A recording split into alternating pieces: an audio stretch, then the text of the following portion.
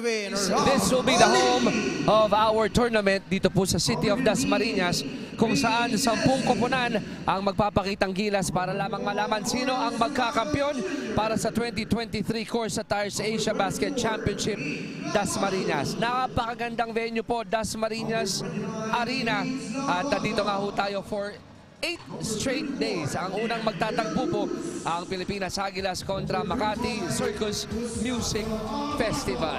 Basketball fans sa buong kapulungan, sa buong Pilipinas, magandang araw po sa inyo. Chiki, Brother Benga Reyes here. Kasama po si Coach Francisco, at mamaya ho makakasama rin po namin Amira Almamari. At gaya ng nasabi ko nga po, Pilipinas Aguilas kontra Makati Circus Music Festival para po sa ating paspasang torneo. Coach, magandang araw po sa iyo, at 10 koponan ang ating matutunghayan ngayon, kung saan the first game po natin, we got 2 great teams in Pilipinas Aguilas at Makati Circus Music Festival. Thanks, Chiki. And first off, hello everyone. Thanks for joining us this afternoon. And because of that, you get front row seats to the best basketball action this side of the Asian region. Alam mo, Coach, natutuwa ako dahil pang-anim na staging na ito ng ating torneo. The first 3 tournaments natin, Phil Basket pa yung pangalan niya. Pero matapos yan, we changed into Asiabasket. After Las Piñas, nandito tayo sa napakagandang Dasmariñas Arena. Yes, so napakaganda nung venue natin ngayon. Fresh na fresh.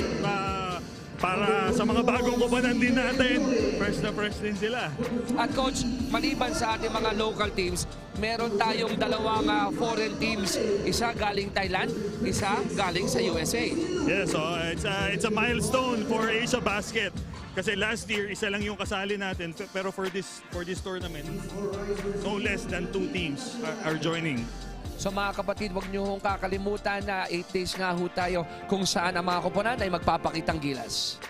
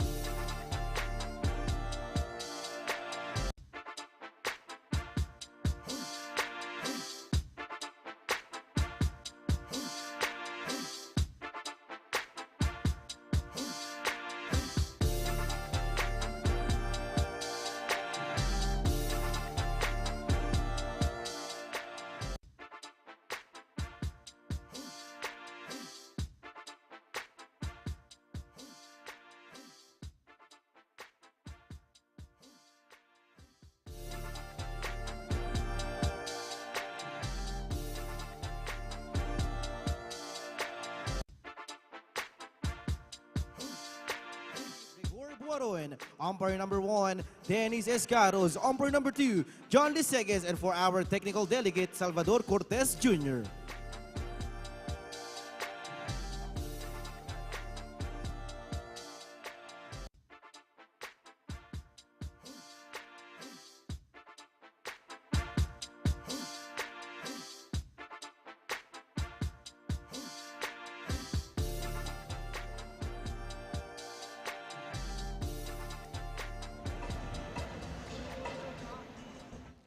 At muli po nagbabalik kami dito, Chiki Reyes with Coach Francisco. And Coach, nabanggitan natin, we have 10 teams. Pero paano nga ba natin isasaksak lahat ng ating mga laro in a matter of 8 days? First, for the 10 teams, hatiin natin sila sa dalawang groups. And then they do a single round robin. And then the top 4 from each group advances to the quarterfinals. So, straightforward lang ho tayo. Talagang per group ho, 4 na laro ang kanilang mapapaglaruan. Pagkatapos po nun, puro knockout na tayo from the quarterfinals to the semis all the way to the battle of third.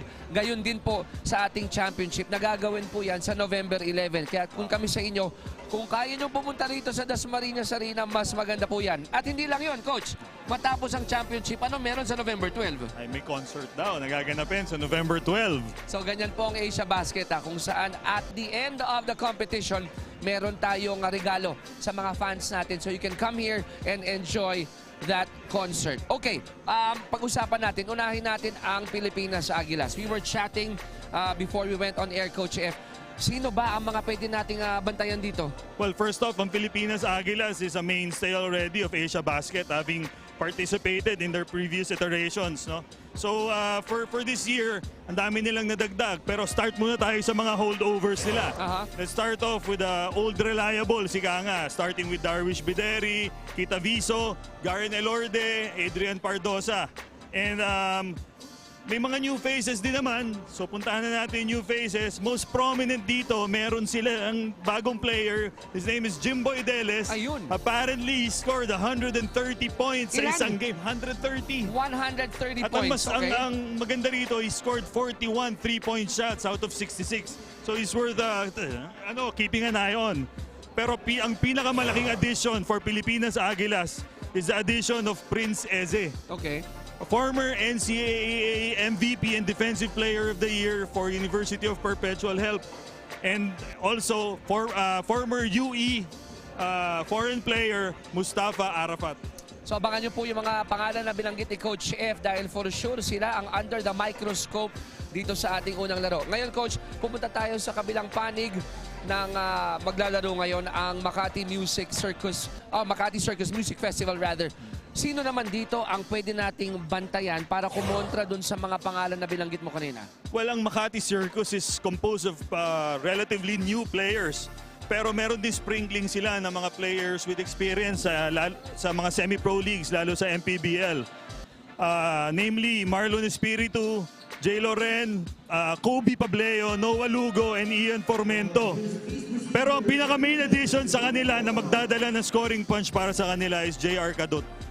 So, Bahamian. Diba? Bahamian player. From Bahamas, JR Cadot, nakausap nga namin kanina ni Coach F. Hindi siya malaki, saksakan siya ng laki at saksakan siya ng lapad, and he seems to be a very nice fellow. But let's see what he brings to the table sa larong ito. At alam nyo, dito sa coverage, hindi lang kami ni Coach F, ang teammates dito. Meron kaming pangatlong teammate na nagngangalang Amira Almamari, kung saan meron siyang kwento sa atin tungkol sa isa sa mga manlalaro ng Asia Basket. Go ahead, Amira.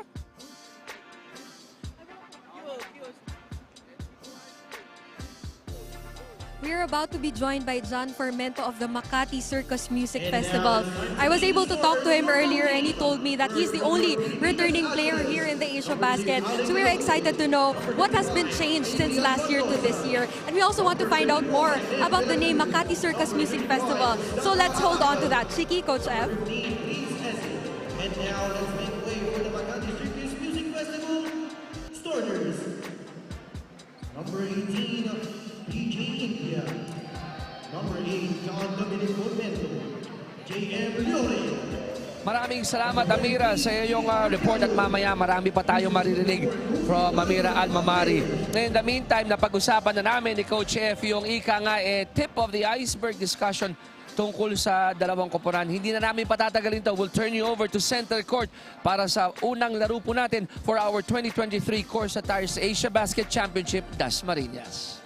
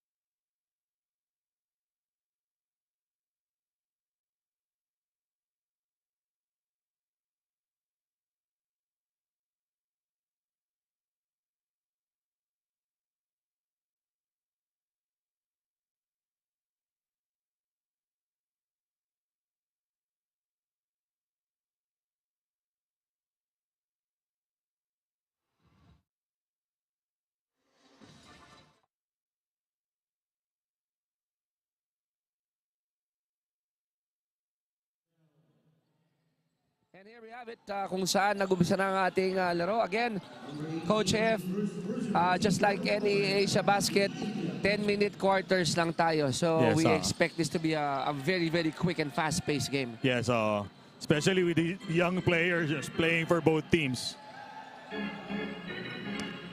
So let's see.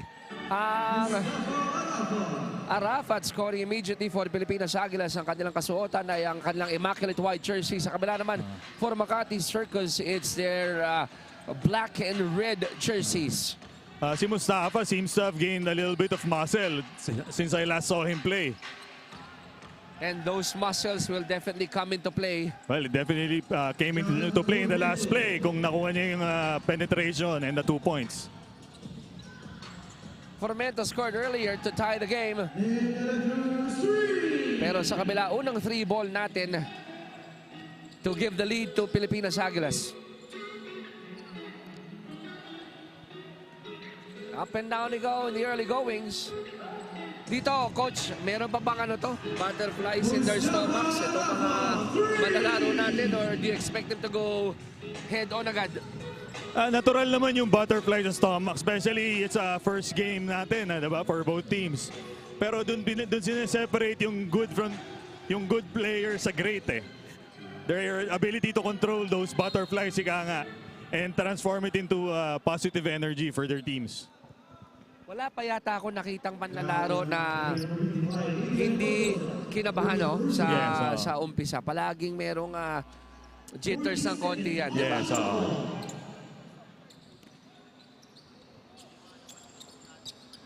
5 or 8-2 ang ating score. Pilipinas Aguilas lamang dito ng 6. Oras natin 8:20 remaining in the first quarter.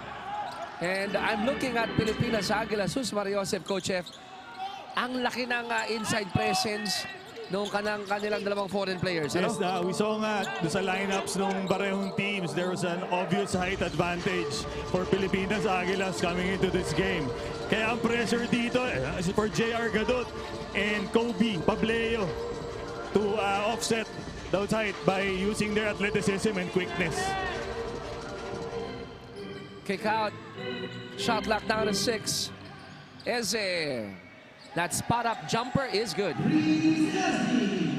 Great shot by the former NCAA MVP for perpetual help. And all of a sudden, this lead of Pilipinas Aguilas, lumaki na ng 8. 10-2 dito sa first quarter. Oh, you gotta love that. And Formento, siya ang may lahat ng 5 points ng Makati Circus nasa kanya. And Formento's known for being a scorer talaga, no? So it's no surprise. There's no surprise that he has all the points for Makati Circus. Kasi isa siya sa mga pinaka-inaasahan nila offensively. And to think, Coach F, challenge pa yung jumper niya. And if I'm looking at or assessing the height of Jan, dito katangkaran, di ba? Yeah, he's not that tall. He's around 5'9", 5'9", 5'10". 5'10", thereabouts. But if you're Coach Brian Beran, one thing that you don't like is isang manlalaro mo lang ang pumupuntos. Ang gusto mo sana may pag-aambag, di ba? Yeah, so Coming from other players. Loose ball. Nasa gip dito na Makati Circus. We got JR. Oh, nice feed. And the finish. Great breakaway layup by Kobe Pableo. Alam mo, this kid actually played well in his MPBL debut around 2022 for Makati OK Bet. He's a long kid, around 6'3", 6'4", has dribbling skills, athletic. He's got the total package. Kulang na lang talaga experience. And same thing, no? Coach F, wala pa akong nakitang manlalarong ipinangalan kay Kobe Bryant na hindi magaling. Yes, totoo yun. Hindi natin kailangan tanungin sino favorite player ng mga magulang niya. 13-8, Pilipinas Aguilas sa bande ng 5. Oras natin, 6:35 remaining in the first quarter. Jan. And they're really trying to put the cuffs, no, dito kay Jan Formento. A little over-eager there for them de la Cruz. Natatawagan ng foul doon. Check that out again. Boom. Very nice. I salute or tip my hat off to our crew here for getting all these nice shots para po sa ating mga viewers. Jan from the outside, missing it. And Prince collars that rebound. Heat check para kay Jan Formento in that situation, no? Shot clock para dito sa koponan ng Pilipinas Aguilas, down to 12.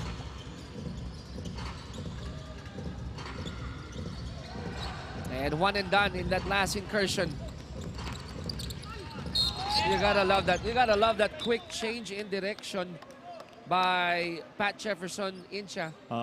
Pat Jefferson, one of the younger players, mga players na kulang sa high-level experience for Makati Circus, no? Pero he's showing his aggressiveness in that play, taking it to the basket and getting the foul.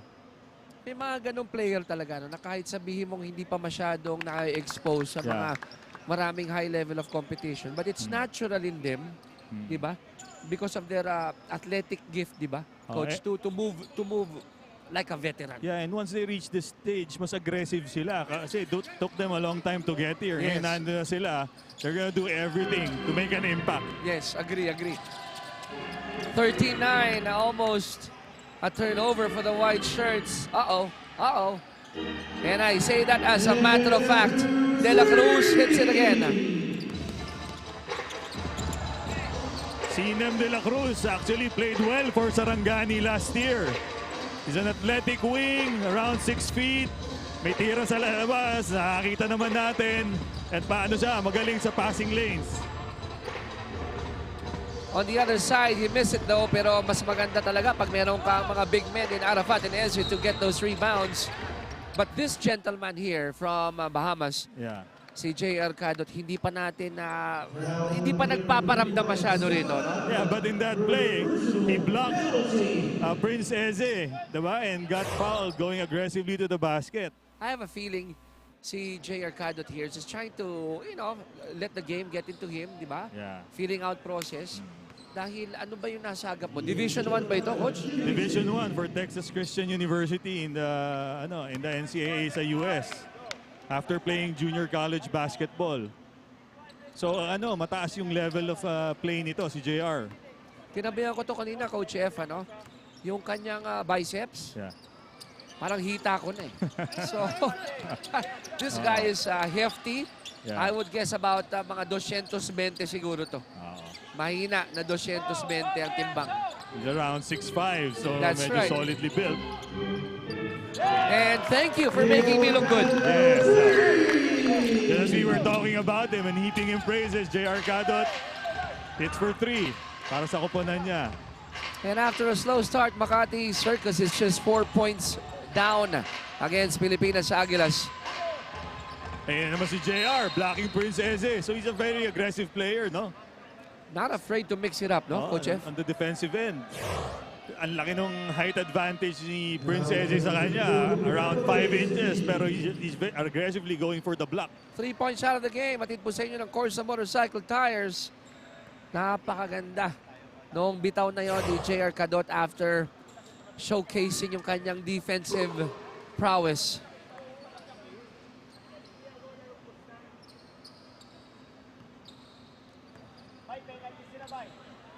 Still on the line is Prince.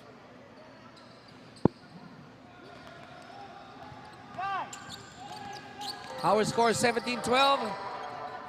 5 pa rin ang abante ng Pilipinas Aguilas. And nangangalahati na yung first quarter. Still no sign of Darwish Bederi, former team captain of the Aguilas. Under 5 minutes left to play dito sa unang yugto. Shot clock down to 12. Good ball movement, good ball rotation here. Pero maganda rin ang ginagawa ng black shirts. Oh no! It's a throwdown. A great play there for the Pilipinas Aguilas, resulting in that two-handed slam for Prince Eze. But Formento says, sige, ikaw 2 points. Ako 3 points dito. Talagang itong si Formento, waxing hot from the outside. 19-15. It's a high-scoring first quarter here. For the 10-minute quarter. at the corner. Back-to-back threes by Formento. And Or should I Formen- say, 2-point shot lang yata yon. Ano ba ang sabi ng referees natin? Pero anyway, this Formento kid talagang sharp shooter. Grabe yung confidence niya every time he gets the ball. Babawi sa kabila. Oh, and it's also good. And that's Ralph Balikid hitting that three on top. Ito si Ralph Baligid, the surprise starter para sa Pilipinas Aguilas. I was expecting either Elorde to start or si Capasio. Pero Baligid getting the nod from Coach Paulo Layug. 22-18 ang ating tala na panangabante ng Pilipinas Aguilas. Wala ng 3 minuto. And I gotta love that incursion by Pableo and my stare down kay Prince. Oh, grabe yung swag nitong batang to. Pero his athleticism in full display there. Attacking the basket against a much bigger Ezzy. At yun na nga nagkakaroon ng kulay doon. I was expecting or waiting for that to happen. Ayun nga, ito si Kobe Pableo trying to get under the skin of Prince Ezzy. Check this out. Good fake. Going in using the left hand, and our drive of the game is brought to you by Jabber. Jabber Motocom, make rides more fun. Ang ganda ng Euro step doon ni Pableo, and because of his 6'4" frame, able to elude the defender and route to the basket.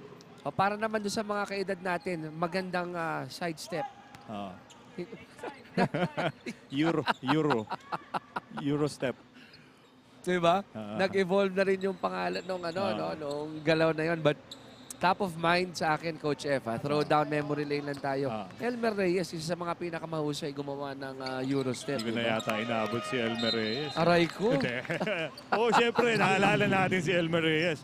Actually, nag-MVP contender pa sa PBA yan, using those same moves na sinasabi natin ngayon. Kita mo na. So guys, ito po ang inyong 2023 CORSA Tires Asiabasket Championship Dasmariñas. Pang-anim na staging po natin. Pangatlo sa ganitong pangalan na Asiabasket. And would like to thank all our sponsors and fans for watching us online or even going here to the venue. They want to go to Jan. The hot hand. Look at that double step back, but didn't work.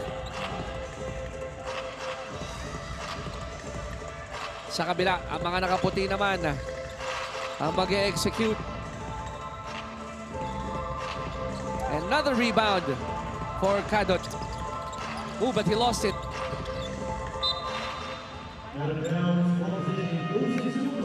And Darvish Bederi making his presence felt by diving for the loose ball in that play.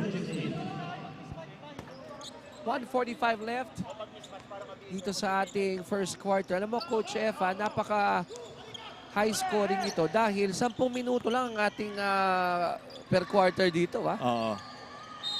Madami kasing 3-point baskets being made by both teams. Kaya medyo high scoring ball game tayo. Now in that last sequence, Martin Diaz going straight for the cup. And he is known for that.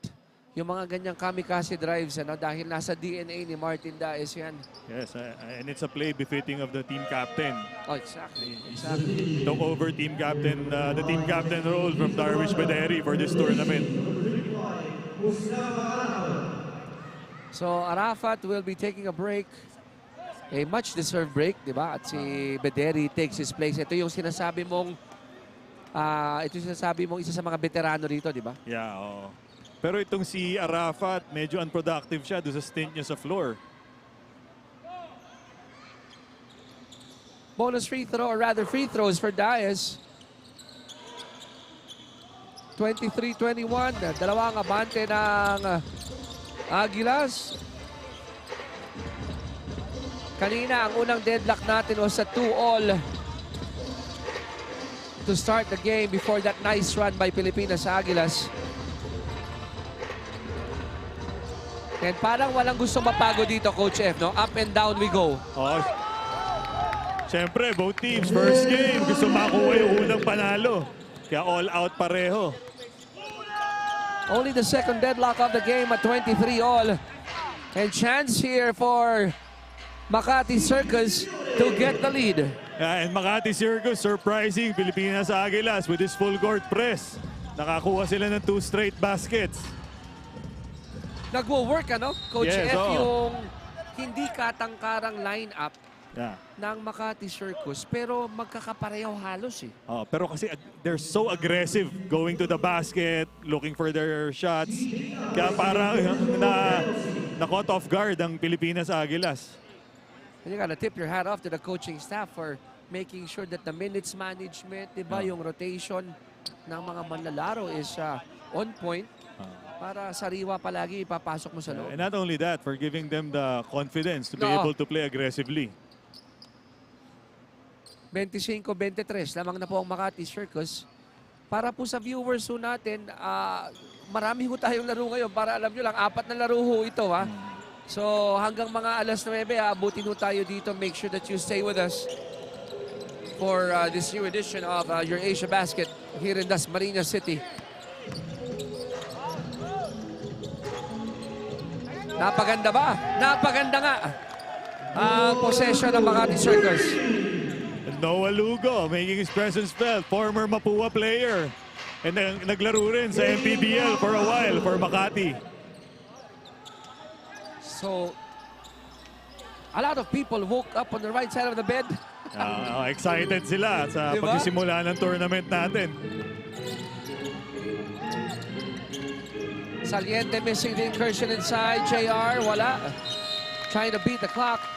And at the end of the first 10 minutes of action, Coach F, Makati Circus was able to get the lead in a high-scoring first quarter, 28-26. Back in a moment.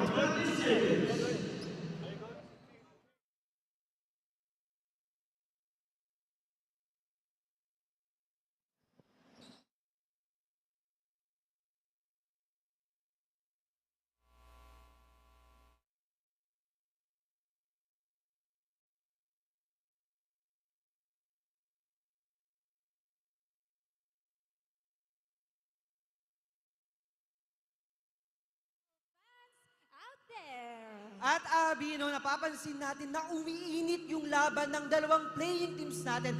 Pero para pulsuhan, ang mga supporters, nasaan kaya ang mga supporters ng Pilipinas Aguilas? Ayun, Abby. Okay. Meron mga supporters. Ayan, nasa naman, syempre, hindi magpapatalo ang fans ng Makati Circus! Pero syempre, para sa lahat ng mga fans na pumunta ngayon dito sa Dasmariñas Arena, bigyan nyo naman kami ng masigabong palakpakan.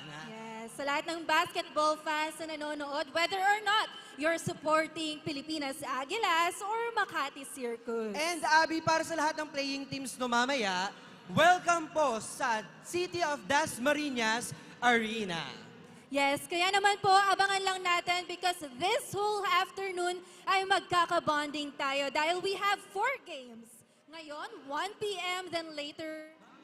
Earlier, it was mentioned that John Formenta is the only returning player from this team. That's why the Makati Circus was rebuilt from the ground up. In fact, this team has been training for 3 months already together, taking this experience on a whole nother level. And this is all due to none other than Coach Brian Beran of the Makati Circus, who personally handpicked these players, wanting to give Makati hopefuls more experiences and exposure. And Coach started coaching at only 17 years old, and now he has a fully homegrown Makati team, and he also owns the Circus Music Festival, hence the team name. Back to you, Chicky, Coach F.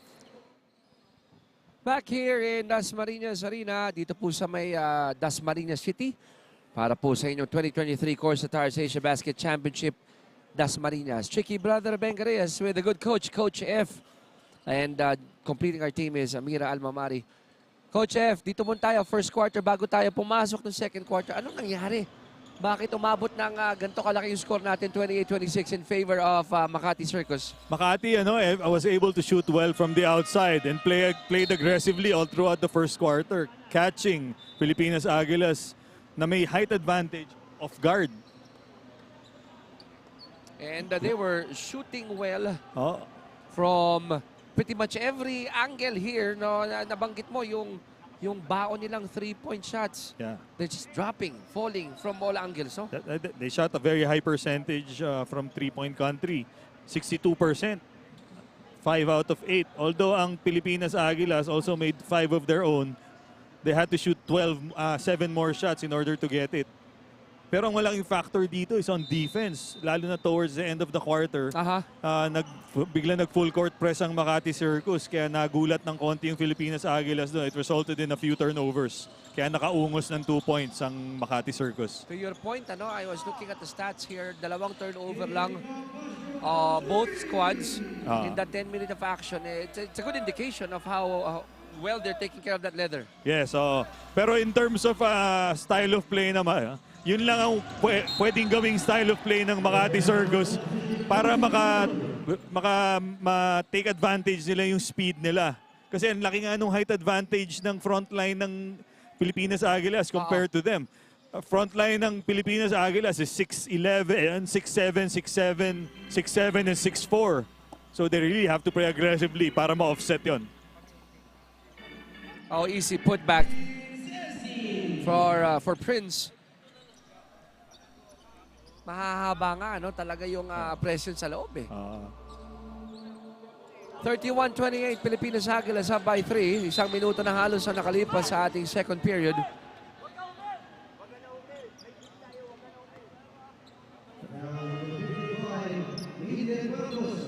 And fouls called against Adrian Partosa. I was able to talk to Pilipinas Aguilas team owner. Ito muna, Coach F. Sigit ko lang muna itong ating 3-point shot of the game brought to you by CORSA Motorcycle Tires. Dominate the streets. Going back to what I said earlier, I was able to talk to Pilipinas Aguilas team owner Luis De La Paz.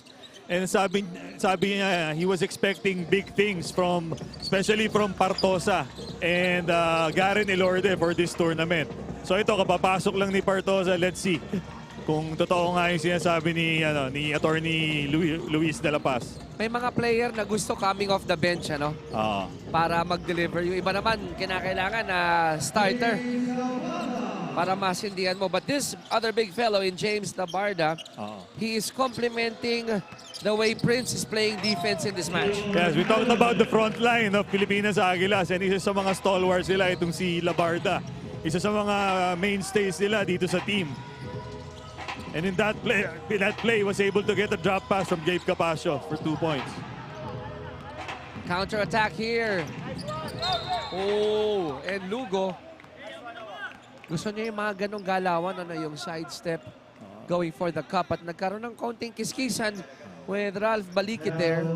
Kung makikita mo yung mga backcourt ng Makati Circus, medyo burly, lalapad.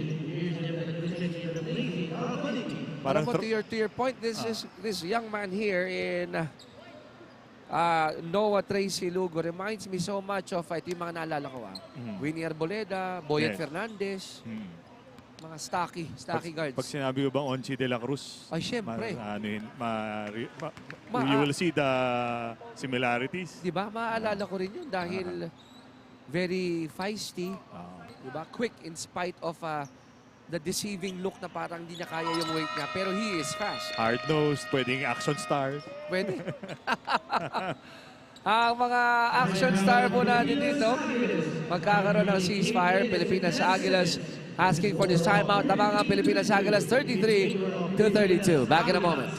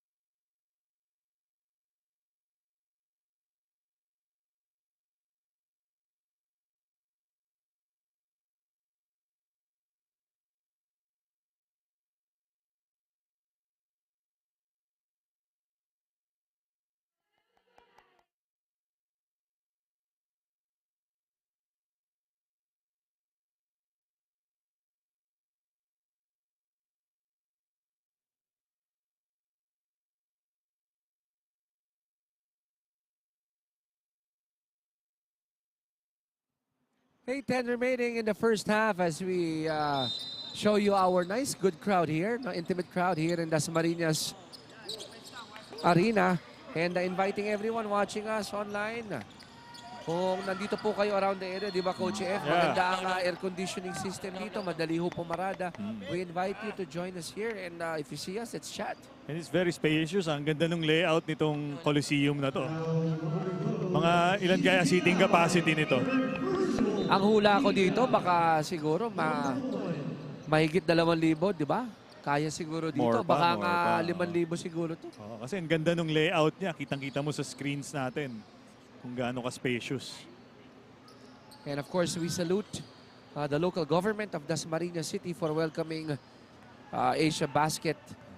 For throwing their all-out support behind this tournament. That's right. Alam mo, maraming manlalaro talaga na nanggaling dito sa Dasmariñas na sumisikat ngayon, di ba? Hindi lang sa top level, kundi sa ating mga collegiate levels din. Katulad din ni Chicky Reyes ba? Kasama ba doon? Si Shaq, actually. Yung naglalaro sa 3x3, galing, kung di ako nagkakamali, tubong Dasmariñas yun. Okay. And I'm sure marami pa dyan. 33-32. Lead stays with Pilipinas Aguilas. Sila po ang mga nakaputi, ang Makati Circus in their black and red jerseys. Oras natin, 7:39 remaining. Another turnover for the white shirts. And it's a stroll in the park. Para kay Lapasaran, tying or taking the lead, 34-33. Ito na naman yung full court press ng Makati Circus after a made basket. De La Cruz is not yet done, Coach F. Kaya lang Nem De La Cruz. Binawian ka agad sila ng tres. 36-34. Whistle is blown. And Saliente might be the culprit dito sa last defensive sequence. And Dem De La Cruz came to play dito sa first game nila. How many 3-point shots has he made? Mga 3 na yata yun. That's his third. Check natin yan dahil nga paborito niya yung corner talaga. No? Yeah, At kahit kanina during the warm-ups, he's been practicing yung 3-point shots niya. And that's a beauty if you come in early and you get to put up those shots. Yes, JR slipping on the floor and he's asking that he was bumped. And Gabe Capasio and Arafat showing good sportsmanship. Helping Gadot up. It's so scary to stand in the way of JR Gadot. Medyo parang rumaragas ang linebacker sa American football. Ang wide ng shoulders, very athletic. Pag yun ang pumupunta sa'yo, full speed siguro. Tawag nga nila doon, tatabi ka na lang, business decision. Press broken up easily here by Pilipinas Aguilas. Marami pa sa shot clock nila. It reads 14. They swing it around. Now they're guarding the 3-point shot of De La Cruz. Shot clock down to 2. And what was supposed to be, or what I thought was a good defense already from Makati Circus, biglang tinawagan sila ng foul with about 2 seconds left in the shot clock. Sayang yung good defensive stance doon by Makati. But Marlon Legaspi couldn't help himself. Nag-last minute foul pa siya, kaya nasayang yung defensive stance nila. Hirap din, no, Coach? Pag nakita mo yung bola sa harap mo, kahit na alam mong malapit na maubos yung shot clock, it's so tempting not to, or to swipe it. Doon nga pumapasok yung discipline pagdating sa mga ganong situations. The more disciplined defensive players will refuse yung to put their hands in the cookie jar. Para hindi sila mahuli. A good learning platform here for our players to practice that. 36-34, dalawa pa rin ang abante ng Pilipinas. Aguilas, bola ngayon ng Makati Circus.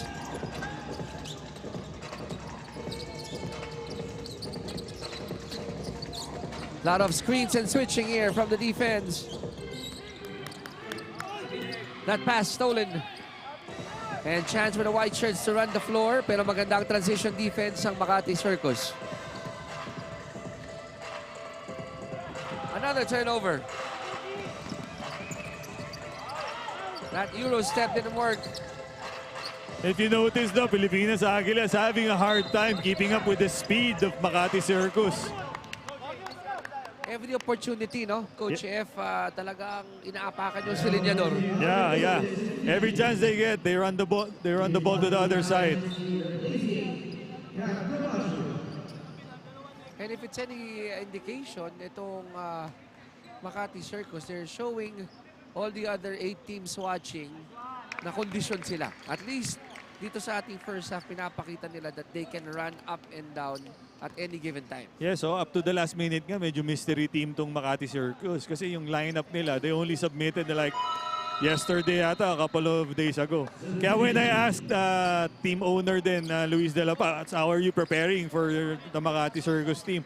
Sabi niya, we can't worry about them. Kasi nga, late na submit yung roster. Hindi nila alam kung sino yung nandun. So we just have to worry about us. Kaya lang, medyo mukhang nagulat sila dito sa pinapakita ng players ng Makati Circus. Kasi mangyayari, Coach F, di ba?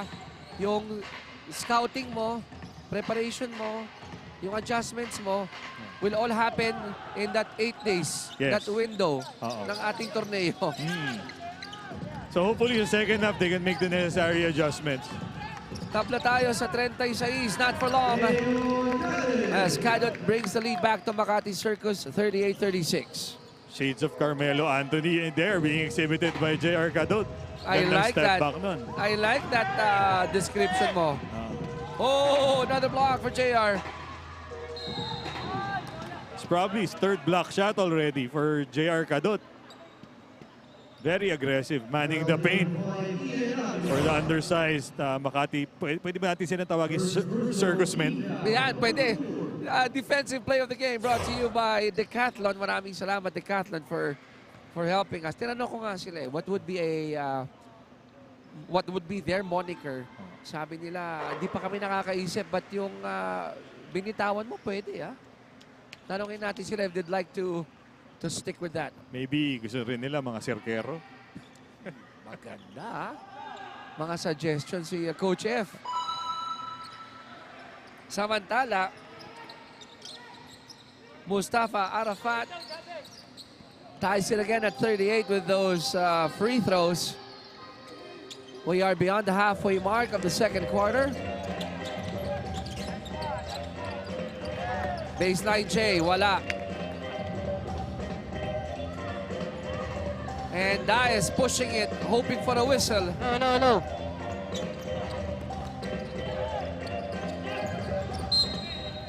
And expected ko rin to, no, Coach, na yung misses, turnovers, baka mag-pick up ngayong second quarter. Yeah, especially nagpalit na ng tao yung Makati Circus. Mukhang mga bata yung nasa loob ngayon. So, kita mo naman, with the way they move,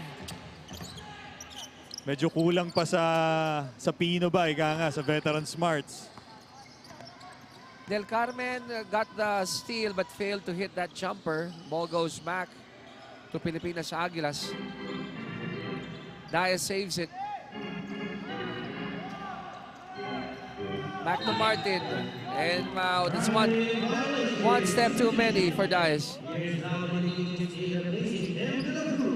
I'm looking at this Carlos Sumabat kid. He's around 6'7", pero needs to put on more weight to be a more effective basketball player. Pero I've been hearing great things about this kid. Parang ang tawag yata sa kanya, play-alike ni Alexei Pokushevsky ng OKC Thunder. That's a very nice comparison there, di ba? Paghahalin tulad. 38 all. Go ahead, Coach. Kaya lang in terms of yung build, pareho rin sila. We'll see more if they could live up to those comparisons. Samantala, shot clock down to 12. Del Carmen releases that ball. Cadot for the long bomb. Napaganda pa yung kanyang mintes. And Favela sneaking in for the offensive rebound there and scoring the 2 points. Lead goes back to Makati Circus, 40-38. Spot up, 3 ball. Short for Dias.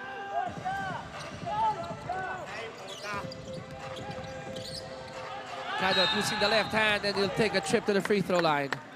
Dun mo, yung strength ni Gadot dun on full display despite getting the bump, still being able to get the shot off. 3:21 remaining in the first half. Bederi comes in. Pinata muna si Sumabat. Bederi still a non-factor in this ball game para sa Aguilas. But we all know when he starts hitting those long bombs, ano? It's unicorn time. Yung ang tawag namin ni Coach Mark Dandan dyan eh. When he actually tried out for our team sa MPBL, yung Bataan Risers. We jokingly called him the unicorn. Kasi favorite player niya si Kristaps Porzingis. The unicorn. Magandang moniker din yun, ha? And you're right, ano? Medyo tahimik pa nga si Bederi. So may unicorn sighting na naman tayo for this game. Let's see if he can be more productive. 40-38. Makati Circus, samahan ng dalawa. Bola ngayon ng Pilipinas Aguilas. Shot clock down to 9. And that 3 ball is good for Balikig. Baligid, a pleasant surprise for the Pilipinas Aguilas, playing well in the early goings. Already connecting on 2 3-point shots. Underneath, the power dribble, the space, and the bucket. Sneaky pass yun from Chavez. 42-41. Denied. Another block by JR. He is zigzagging his way. Goes in for the cup, and he finishes. And JR Gadot's experience showing in that zigzagging play. We made coast to coast, no? And Coach F, he's showing us different facets of his game, di ba? Pangilang block na yun, we lost count already. It's probably his 4th block already. And then he brings it down, has good handles. And then the finish. Saka hindi siya nagmamadali when he was bringing the ball down. Jan, that step back, wala. Off the leg or off the foot of Bederi. I love how the Makati Circus players are playing free. Ito, check this out. Ito yung kinukwento natin. Move the game brought to you by CORSA Motorcycle Tires. Dominate the streets. And using that term, that word, he is somehow dominating the second quarter here. Yes, I like that 3-4 change of direction move there from JR Gadot. And para doon sa layup na yun, no? Shows veteran smarts. Hindi nagmamadali. And for sure, the other 8 teams are already figuring out, not trying to map out something pag makaharap itong Makati Circus. At least, no, yung sa bracket nila, the other 3 teams rather, would try to put up something to stop that. I'm sure they're keenly watching this game at tinitignan yung performance ni Gadot. John is on the line. 45-43. Under 2 minutes left here in the second period. Prince comes in. Pero I'm not surprised with his performance of Formento kasi even when he was playing for St. Clair, talagang siya sa mga top scorers ng league na yun. Despite his size. Naturally gifted in the offensive side. Ika nga. 1:45 remaining this first half. Shot locked down to 10. Not too much movement here from Pilipinas Aguilas. Jumper in the arc. Walang nakuha doon and Bederi will be called for that foul. That means free throws for Capascio. Or rather, I stand corrected for Kobe, you're right.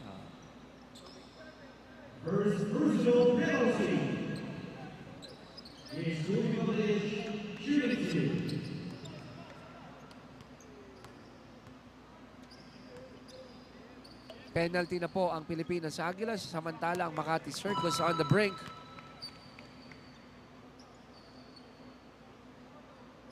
I remember when I first watched this kid play, sabi ko malaki yung potential itong si Kobe Pableo. If he can ever get to a system that can utilize his talent, this kid is going to be a handful someday. Anong height nito, Coach? Mga around 6'3", 6'4". Oh, no? Ang ano sa kanya, he has great ball handling ability. for that height, di ba? Para siyang mga 6 flat, 6'1 gumalaw. White shirts moving that ball around. Pero maganda rin ang close out dito ng Makati Circus, making it difficult for Pilipinas Aguilas to execute. Great pass ahead by Makati Circus. Fabula, Good creating space. Good job there. Pero credit have that basket to Kobe Pableo for releasing that outlet kagad. Good decision coming from Formento, giving it last minute to Espiritu. And Marlon Espiritu not wasting that assist by Formento. At walo na ang abante rito ng Makati Circus, 51-43. Check that out, our assist of the game. Brought to you by Fiber Blaze. Nothing beats local. Walong abante ng Makati Circus, 51-43. We'll take a quick break. We'll be right back.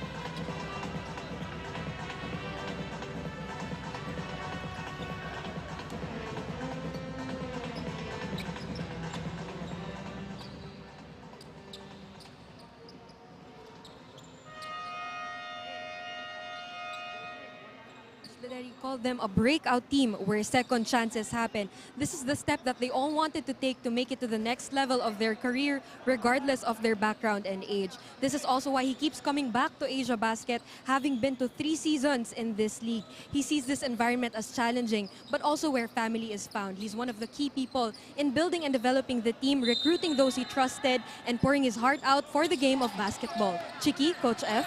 Napakagandang report, Mira. Maraming salamat. Such a beautiful platform here, Coach F. Asiabasket. Sinabi na yan ni Mederi, no? Darsh Mederi. I keep coming back here dahil ang ganda. Nabibigyan kami. Yeah. Speaking for all the other players, another opportunity to showcase their talents. Yeah, yun nga. That's what's great about Asia Basketball. Not only is it a stage for yung mga more recognizable names sa Philippine basketball, but it's also an opportunity for the young up-and-coming players to showcase, hone their skills, and further their basketball careers. And we gotta tip our hat off to Mr. Jai Reyes for putting this up. Akalain mo, pang-anim na execution na ito. Yes. May ibang torneo tayo, pupunta pa tayo sa ibang bansa. Yes. Tapos itong sa 6th staging, meron pa tayong dalawang foreign teams. Yes. Diba? So it's really nice, giving opportunity for our players. So our hats off to Jai Reyes for this vision in this project. 51-45, it's a 6-point lead para sa Makati Circus with 17 ticks before we end the first half. On the line is Pat Jefferson, who played well in his short stint in the first quarter. Hindi takot makipag-mix up to sa loob. Sanay sa larong labas eh. Second one is short. De La Cruz with that Kalawit rebound. And good press break here. However, stolen again. Jan finishes with a layup. Talaga this full court press causing problems for Pilipinas Aguilas. And makalipas ang 20 minuto, Coach F, siya mga bante ng Makati Circus, 54-45. Yes, ang ganda lang pinakita ng Makati Circus sa first half. No? I'm sure Pilipinas Aguilas was caught by surprise with the way these guys played. Pero ang challenge ngayon dito kay Coach Paolo Layog is paano siya makakapag-adjust sa second half. Basketball fans, siya po ang ating halftime score, 54-45, Makati Circus namang ng siyam. We'll take a quick break. Pagbalik po namin, hihimayin ni Coach F ang mga numero ng unang 20 minutos.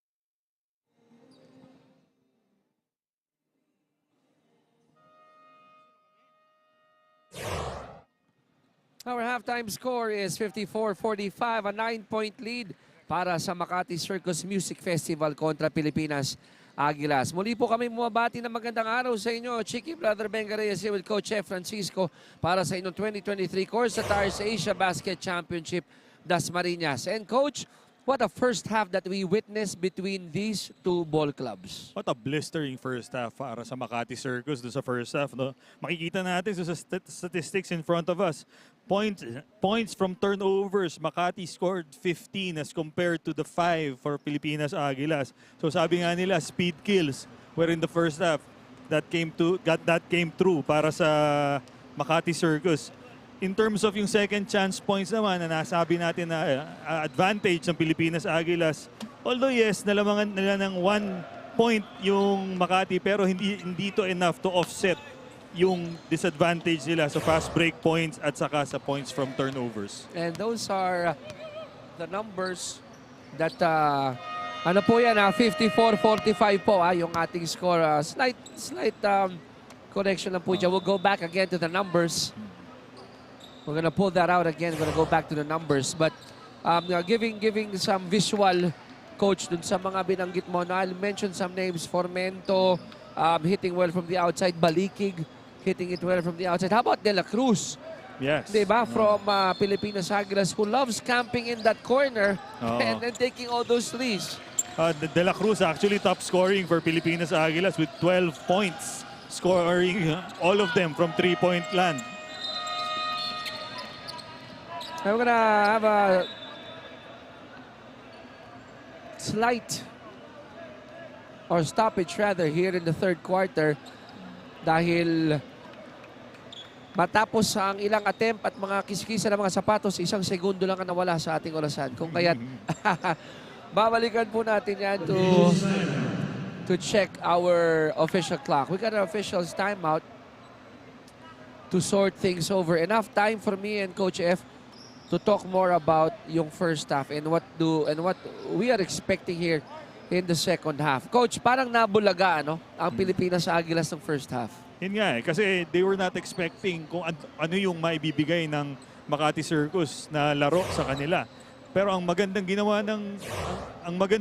ng Makati Circus ng first half was in-outlet yung bola every time they get the defensive rebound, catching the Pilipinas Aguilas transition defense off guard and making the most out of their possessions.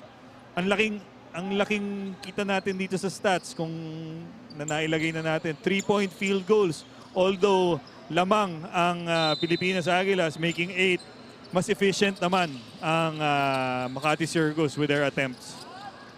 So here in the third quarter, the burden of adjustment, Coach F, goes without saying, it is on the shoulders of the Aguilas. Diba? Dahil, yes, they're only down by 9 points, pero pag hindi nila na-contain yung mga nabanggit mong areas where Makati Circus produces the points, then hindi malayo mangyari na baka maiwanan sila dito sa third quarter. Correct, Chiki. And that play right there is a good start para sa Pilipinas Aguilas. They need to assert themselves more sa shaded area by attacking the basket. White shirts trying to run the floor. Pero nagkaroon ng turnover. Tatakbo rito. Sabong sa ere. Makati Circus scoring on that layup there. This is what we mentioned in the first half. No? Every time a turnover occurs, you can see 3-4 black shirts running down the floor, attacking the basket aggressively para sa Makati Circus. Our drive of the game brought to you by Chabber Motorcom. Make rides more fun. You know what's more impressive here is Kobe Pableo and J.R. Cado being able to man the paint despite the huge height advantage by the Pilipinas Aguilas players. Parang komportable sila being undersized. Yes, being able to hold their own. Dito lang makita mo kay Pableo and Arafat, ang laki ng height advantage. They can't make use of that. Biggest lead already for Makati Circus at 10 points. At naputokan ng 24. Ang Pilipinas Aguilas. Ball goes back to Makati Circus with 8:39 left here in the third quarter. The Aguilas also having a hard time penetrating that defense of Makati Circus.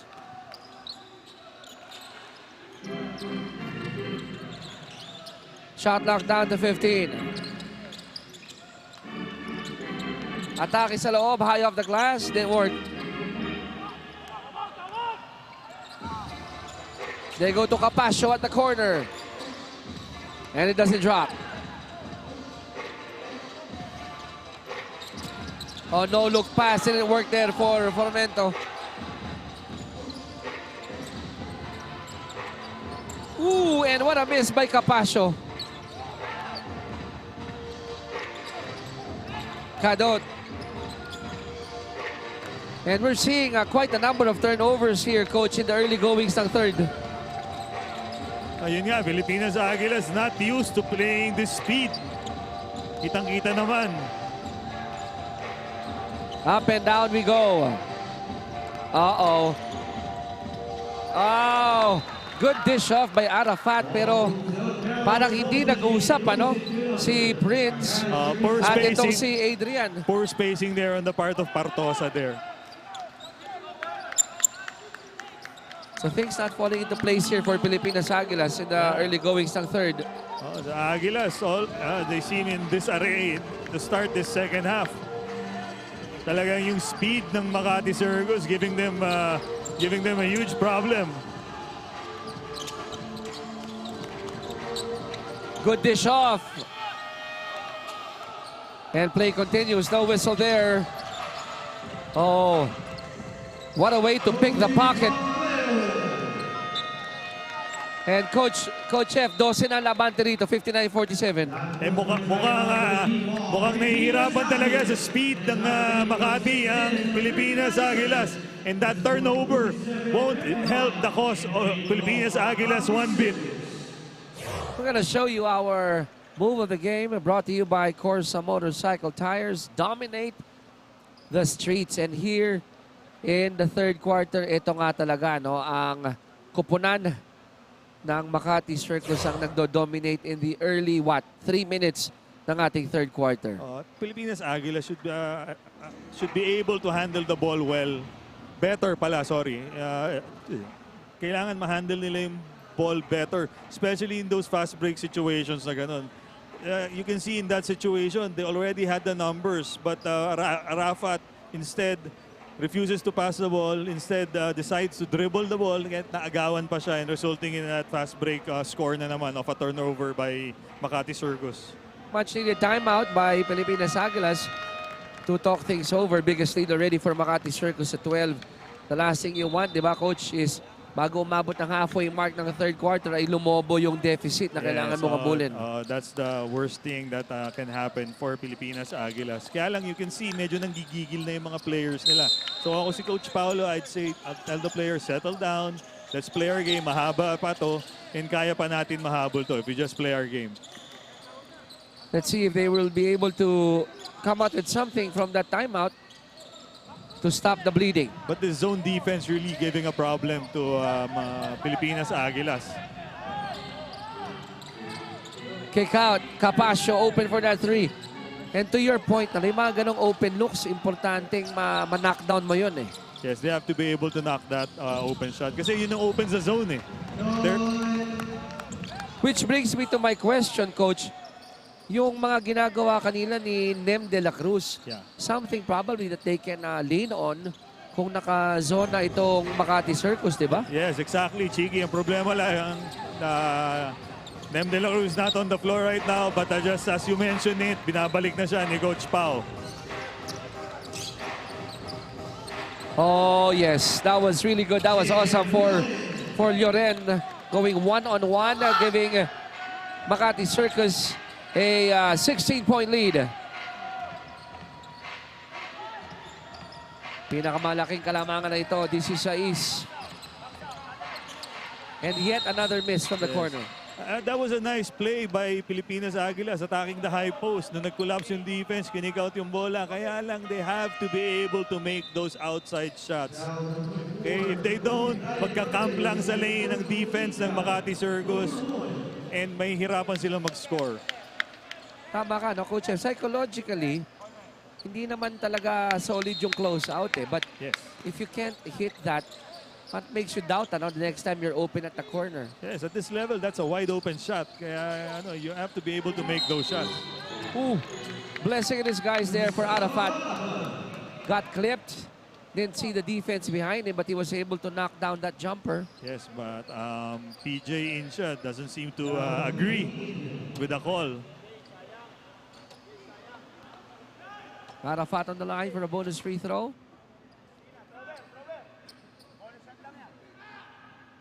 He knocks it down. Lead is down to 13.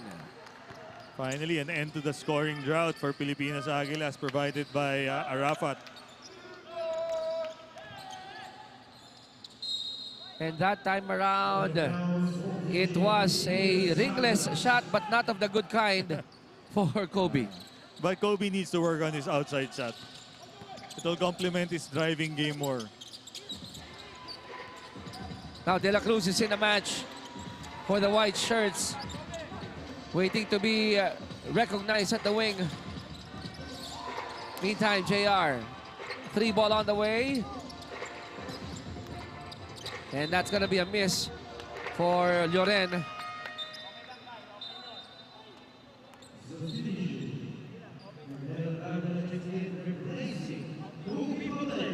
Coach, mabilis ang ikot ng tao dito ng Makati Circus, ano? Just trying to keep fresh legs in the game para sa Makati Circus para hindi bumagal yung pressing defense nila. Sa style of play nila, kinakailangan mo palaging sariwa. Eh, yes, parang ano yan, parang college basketball ganun din. Wala nang 5 minuto sa ating third quarter. Aguilas, they're looking for that 3-point shot here in the third. Aguilas still unable to hit from outside despite being wide open. That was actually a good shot by the point guard of Pilipinas Aguilas, Ralph Balikik. That was actually a good shot. Open di ba? Kung ikaw si Coach Paulo, mas magagalit ka kung hindi nila itira yon. Kaya lang makikita mo yung yung Makati Circus parang wala nang bilib sa outside shooting ng Pilipinas Aguilas. They're already camping in the lane. At kung ako yung hindi binabantayan, ma-offend ako nun, di ba? Oo. You have to show respect. Dapat ma-challenge sila ng konti by making those outside shots. You gotta love that feed, but the finish was short for De La Cruz. Jan for the 3. Boom!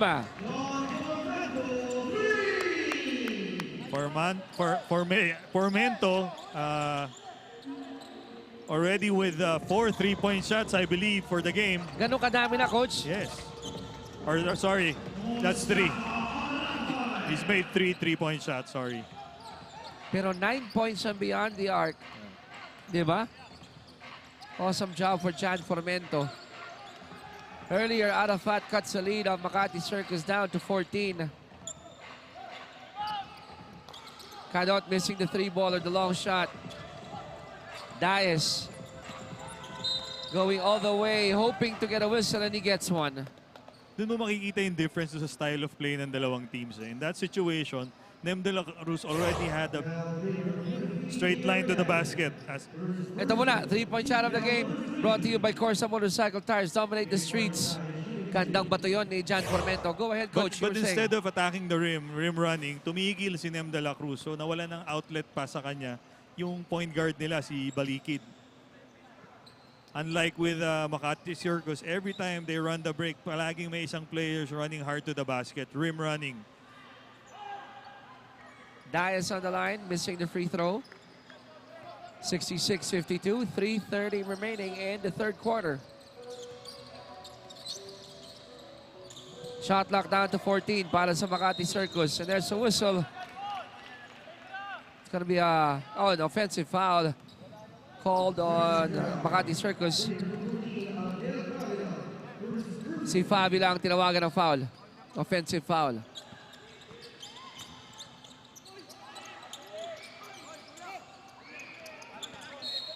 Now I'm seeing a lot of one-on-one plays here coming from Pilipinas Aguilas, Coach. That's a sign of nawawalan na sila ng tiwala sa plays nila sa isa't isa. So they have to be able to overcome that if they want to come back in this ball game. Banggaan sa shaded area. It's going to be a blocking foul against the white shirts. Might be against. We're going to find out. Go ahead, Coach. You can see with the body language of the players of Pilipinas Aguilas, you can see the frustration already showing. Complaining on every call, whereas the Makati Circus players are just playing their game, playing aggressively, playing hard. Hot hand for Mento. Nabantayan ni De La Cruz. He goes for that step back. Wala James Harden step back yan. No? Another crack here at the basket para sa dark shirts. Shot clock at 3, down to 2. And another offensive rebound. Sobrang active ng Makati Circus going for that offensive rebound. And ayan na naman. Despite the height advantage, being able to score on that second chance point. 2.5 remaining third quarter. Back to a 16-point lead. Favila acknowledging that foul. That will send Arafat to the line for another pair of free throws. Kita mo in those two subsequent possessions, no? Makikita mo yung difference on the way the game is being played by both teams. Makati Circus, iniikot yung bola ng maayos. Pagdating naman sa Pilipinas Aguilas, one-on-one play kay Arafat. Ito yung mga moments kung saan yung naghahabol na team in Pilipinas Aguilas can actually gather themselves again, di ba? Hindi tumatakbo yung oras, opportunity for you to think back. Ano ba nga pwede natin i-adjust? Because wala namang 16-point shot, Coach, di ba? Yes. But you can trim it down to what? Probably 10 in Probably 2:24. 10 to end the third quarter para mas manageable sa fourth quarter na kailangan yung habulin. Split for Arafat. The lead is still at 15 for Makati Circus, 68-53.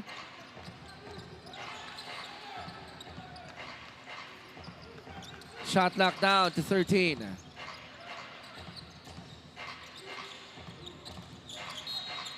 That's a slippery portion there.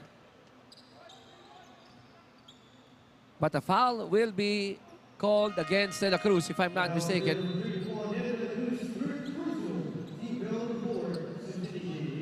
But ever since he was inserted, Coach, hindi pa nakakakita ng magandang tira itong si De La Cruz, ano? Yes, kasi hindi nga umiikot yung bola nila unlike in the first half. Karamihan ng mga shots niya in the first half, yung mga 3-point shots niya, came off a good rotation of the ball from the strong side to the weak side. And this game, kita mo yung frustrate na yung Pilipinas Aguilas. Hindi na umiikot yung bola. Puro one-on-one na yung nakikita natin. Kaya yung mga shooters nila, hindi na na-open. I'm looking at our huge scoreboard here. Penalty na pala itong Makati Circus, but it's something that Pilipinas Aguilas, hindi nila masyadong na-take advantage. Yeah, because of their failure to hit their free throws then in a way. At saka yung ano nila, it's puro one-on-one nga eh. Oo, That's why yung defense ng Makati Circus is able to zero in on them. And ito na naman yung press ng Makati Circus. Let's see how Pilipinas Aguilas handles it. Itong press na to, parang tinatanggal yung hangin talaga, no? Squeezing the air out of the Pilipinas Aguilas, but they were able to cross that half-court line. Shot locked down to 7. Daes, Contrapelo, dropping it off, and it's good. Ito nga yung sinasabi natin dito sa batang. The whole skill set of Carla sumabat in full display there. Penetrating, dishing, and then nung nakuha niya yung bola, being able to score off a teardrop. Tulakan sa ilalim, tulakan sa loob. And it will go against the black shirts. That's Arnel Favila. Favila being called for that foul. Favila had a respectable showing the first half, if I'm not mistaken, scoring 4 points then for their cause. We're down to the final 90 seconds here in the third quarter. On the line is Nem De La Cruz. And yung mga ganitong gimme, kung makikita mo yung facial reaction ni Coach Paolo, napapangiwi, no? Dahil, sayang. Lalo na, one of his top gunners ng first half. Missing both was De La Cruz. Nung first half, bukas na bukas yung ring para kay Nem De La Cruz, pero parang biglang sumara itong second half. Nang lamig bigla. 7 to shoot. It's gonna be a traveling violation. It looked good sa aking human eyes, No, Coach but F. it's a FIBA rules traveling. You can't skip and land on the same foot.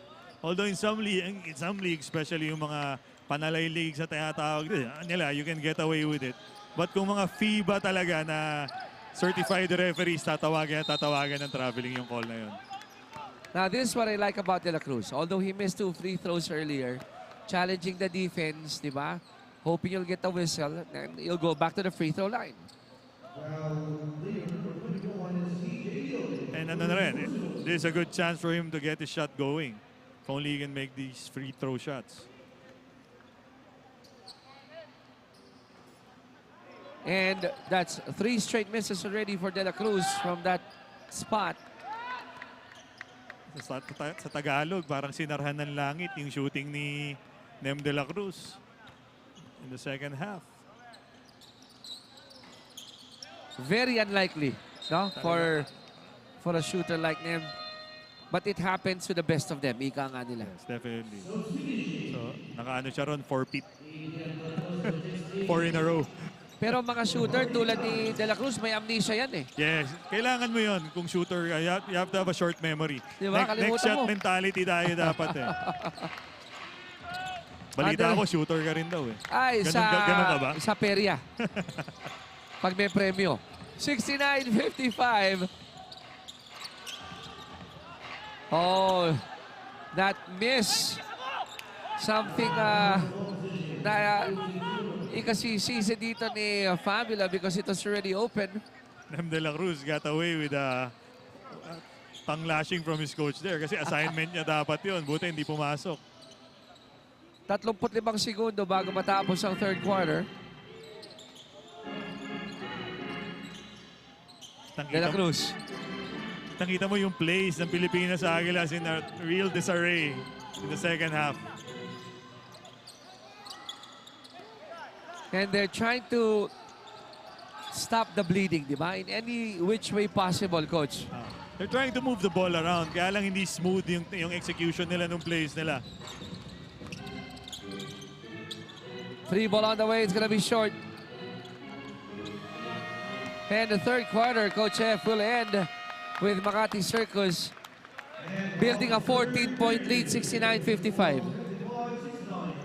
Just when we thought na tatry makahabol ng Pilipinas Aguilas, this is the third quarter, it's more of the same nung natapos yung second quarter. And still, Makati Circus on top, 69-55. So meron pang 10 minuto ang Pilipinas Aguilas para pag-isipan kung paano mato-turn around ang mga bagay-bagay.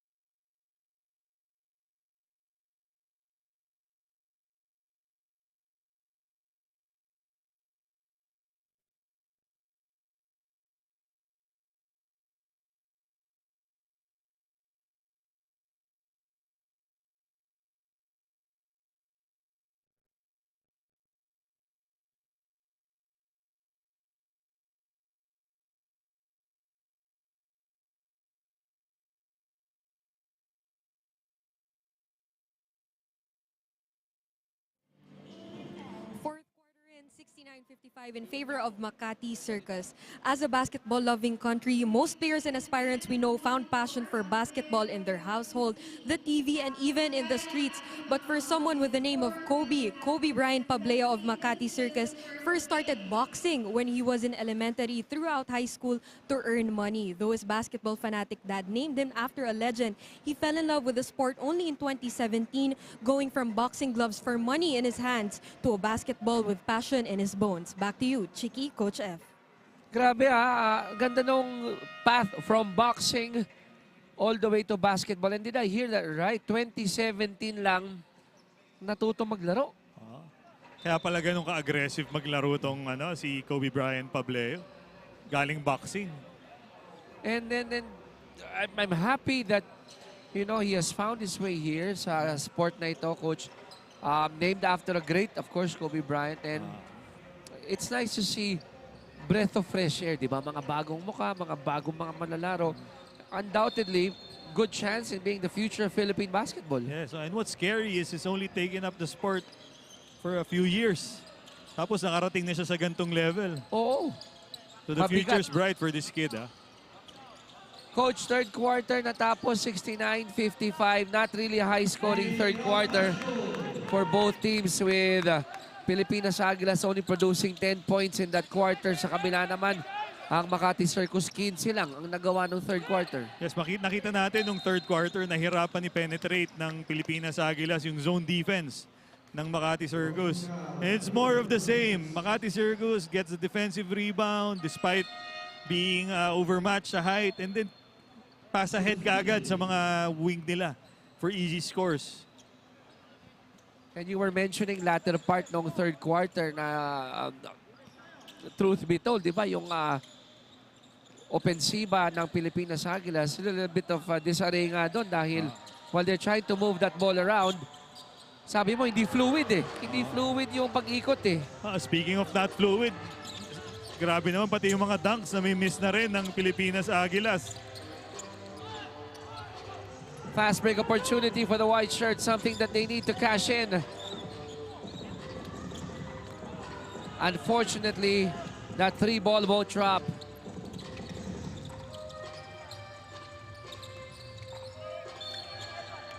Sa kabila, power ang bit-bit dito ni JR Cadot. Saka maganda ron for Makati Circus. Nung third quarter, they were able to rest JR Gadot. Kaya ito, pagpasok ng fourth, fresh na fresh siya. He's on the line. He knocks down the first free throw. Biggest lead po natin sa larong ito was at 16 for Makati Circus. They're now up by 13.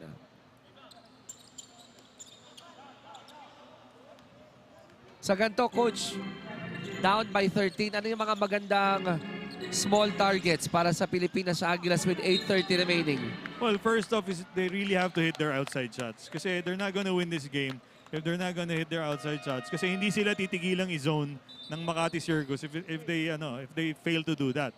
Pangalawa, they have to move the ball better. They have to execute their plays. They have to, on fast break opportunities, they have to pass the ball ahead. Diba? Don't wait for the defense of Makati Circus to get set up. Kailangan nilang i-take advantage yung mga turnovers din ng Makati Circus going into the fourth quarter. Pati, Coach, pati yung free throw shooting, I'm trying to take a quick look here. Medyo mabigat na, Coach, para sa Pilipinas Aguilas. Yeah, shooting a deplorable 33%. Sorry for the use of the word, pero diba, sa Pro League medyo mababa yun as compared to 60% para sa Makati. Although that's not impressive din, pero it's still better. It's still better. It's a double dun sa output ng Pilipinas Aguilas. And Pableo not afraid to mix it up in the middle. And that defensive stance won't help their cause either. So, sobrang wide nung driving lane na yun para kay Kobe Pableo. J. Mark called for the second personal foul. Tatlong team fouls na para sa Makati Circus, isa pa lang para sa Pilipinas Aguilas. 13 ang abante rito ng Makati Circus, 72-59. 3 ball by Arafat. No connection there. Cadot accelerates. Gives it up to J. Mark and it's good. Another score. Pero na-impress ako doon sa balance doon ni JR Cadot. Able to keep his balance kahit parang paupo na siya. And they're running the floor, Coach? Kumbaga, they're playing with the odds here. Sige, paspasan natin. Pero kung may kasamahan naman akong tumatakbo, pwede kong ibigay, pwede kong ibitaw, mas malaki yung chance in scoring. Yes, at saka they're scoring by committee. By the way, sa mga viewers po natin, our 2023 CORSA Tires Asia Basketball Championship Dasmariñas ay pinapalabas po sa YouTube, Facebook, and of course, sa Top Sports. So, find your ways to watch it if you're not around the area. Pero kung nandito kayo sa Mariñas or sa Dasmariñas, punta na kayo dito. Para makita nyo naman yung mga magagandang lalaking nakaupo dito sa courtside. Ayan. At saka kami. 7.5 remaining in our ball game. 15-point lead for Makati Circus. Good drop pass. But Pableo missing that pass coming from J.R. Cadot.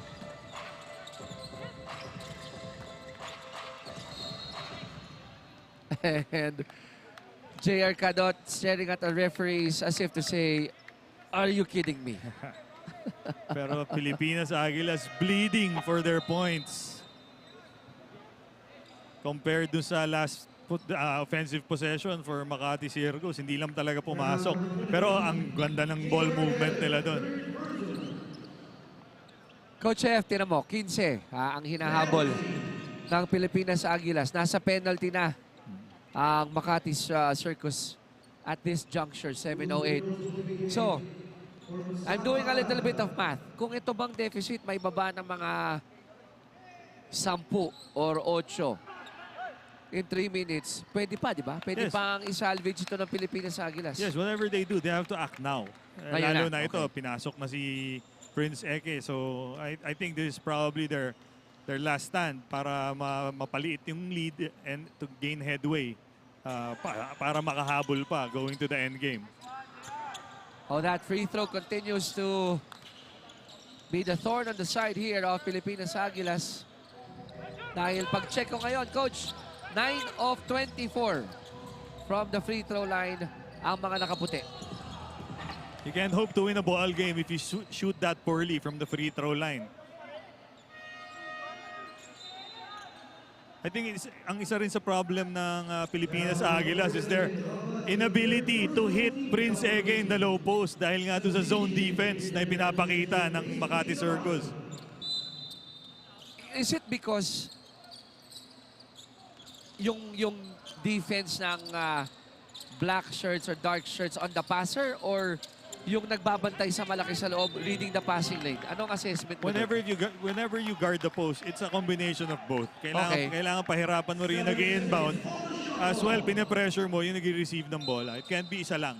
It can't be one of the two. It has to be both. And Makati Circus might be doing both. Both. No? Yeah. They're doing both effectively. Okay. Daes pushing it. Oh, good find. Yun nga lang, Balikik missing that one. And those are open looks for Pilipinas Aguilas. Pati si Eke missing point from point blank. Yung kanina, Coach, yung approach ni Ralph. He's been hitting it from the outside, but he decided to go inside. Yeah. Ako, in my opinion, that open look from the outside, if he hit it, might be a good spark plug. Yes, I agree with you. Kasi ako, ang principle ko rin as a coach is I'd rather have a wide open 3 than a contested 2. So in that situation, I would have loved to see him pull up for the 3 kasi papasok na rin naman for the rebound si Prince Eke. So kahit mag-miss siya, may kukuha naman ng rebound. And for those of you who missed the first quarter, it was actually Balikig and Nem de la Cruz, di ba? Yes. Who were lighting things up for Pilipinas Aguilas from Rainbow Land. Yes, so kaya lang itong second half is a far different story for both players. You were looking for that, Coach.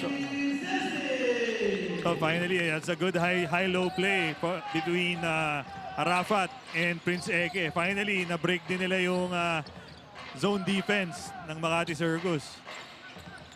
74-62. Another chance here for Pilipinas Aguilas. And that's gonna go for De La Cruz. And slowly but surely, Pilipinas Aguilas be able to chip away at the lead by playing aggressively. Move of the game brought to you by CORSA Motorcycle Tires. Dominate the streets. And we got a take a look at that again. Tinan mo, spacing, sharing, Good and then the pass. finish. Good passing by the Pilipinas Aguilas players. And don't look now, but the lead has gone down to single digits. It's a nice run here by Pilipinas Aguilas. Cuts the lead down to 9, 74-65 with 5:46 remaining dito sa ating ball game. And we're gonna try and see anong panagot dito ng Makati Circus para naman sila ang makahinto ng bleeding na nangyayari sa kanilang side.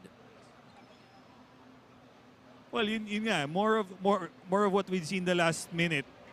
Being able to convert on their defensive rebounds, passing the ball more on fast breaks, not relying too much on one-on-one plays.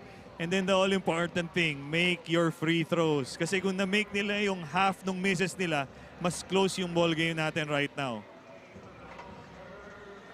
Ito, maghahanap tayo ng mga tagahanga natin. Kita mo naman yung mga yan, no? Dala pa yung mga telepono nila. Our fans of the game, brought to you by CORSA Motorcycle Tires, dominate the streets. At alam mo kung ba't may mga telepono yan, Coach?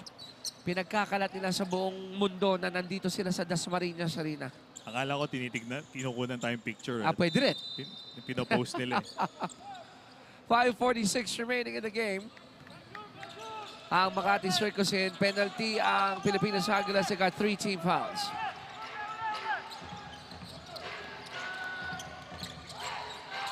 JR gives it up. Shot clock at 9. That's how you stop the bleeding. In that play, the Pilipinas Aguilas executed their own 2-3 zone. Kaya lang, ang dali-daling na break ng Makati Circus just by hitting the outside shot. Turnover. So coming off that timeout, 4 straight points for Makati Circus. Another points of turnover there for Makati Circus. At ito na naman yung kanilang pressure defense.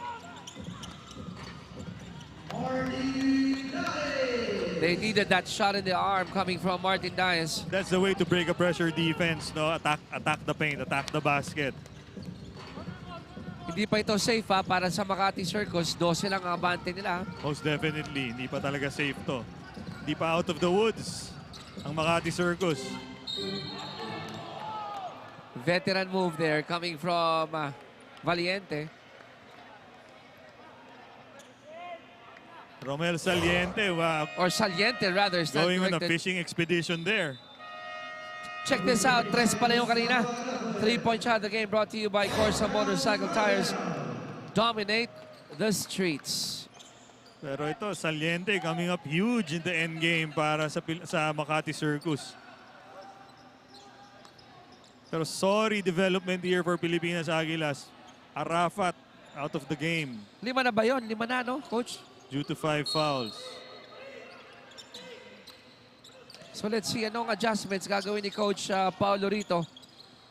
Knowing na yung isang Torre mo sa loob is already out of the game. Instead of putting in Bederi, he decides to go put in a smaller lineup. Shot clock down to 4. Another foul given up here. You actually have a 4-guard team here for Pilipinas Aguilas along with their big man, Princese, trying to speed the game up. Kasi nga, naghahabol sila eh. Coach F, naibaba na yan sa Siam di ba kanina? Pero ngayon nawala na si Arafat and then Pilipinas Aguilas also in penalty. Umangat ulit sa 13 itong abante ng Makati Circus. Yes, thanks to that 3-point shot by Saliente and then his fishing expedition and si Formento scored on a fast break shot. Kaya lumaki na naman yung lamang. De La Cruz gets it to fall. He'll get a bonus free throw. Pero ito si De La Cruz trying to breathe life into the cause of the Pilipinas Aguilas play with his forays into the basket. Fabula was the culprit doon sa huling sequence na yan. Bonus free throw ni De La Cruz short and yun yung sinasabi ng mga referees, iba too early. Pero tinamaan sa noo. Pero si Cadot doesn't believe na talagang tinamaan niya. Siguro iniisip niya nag-flop lang to. He has some choice words for Nem de la Cruz. Kasi nakita ni Nem na short no? So he tried to go inside. I think the call, tama ba? Pero Mukhang- I don't think he's acting. Oo, Yeah, I don't may cut. Ito, coach, oh.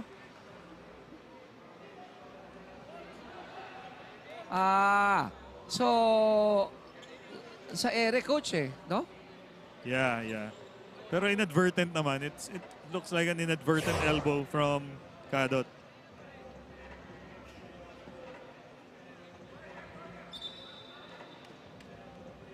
Sorry development here for the Aguilas as is Nem de la Cruz has been the sole bright spot for them dito sa fourth quarter. Very instrumental in getting them back in the ball game. Tapos ngayon, he's gonna have to get subbed out. So, I'll try to get a report from Amira later on dun sa degree no, nung injury. But, again, coming off that miss, try to go for that rebound. Unfortunately, in mid-air, nagsalubong yung kaliwang siko ni JR at yung forehead Yes. ni Nem de la Cruz. At pag nangyari yun, palaging lugi yung forehead. Oo nga eh. Ano to, di ba yun yung portions of the human body that can bleed easily? Yes, na manipis lang yung skin natin doon eh. Kaya karamihan ng mga boxing injuries, yung mga cuts doon nangyayari. Especially yun, parang slicing elbow yung nangyari doon. Ala MMA. Pero kadalasan naman yan, pag nalagyan mo ng pressure, di ba? Yes. Bleeding stops.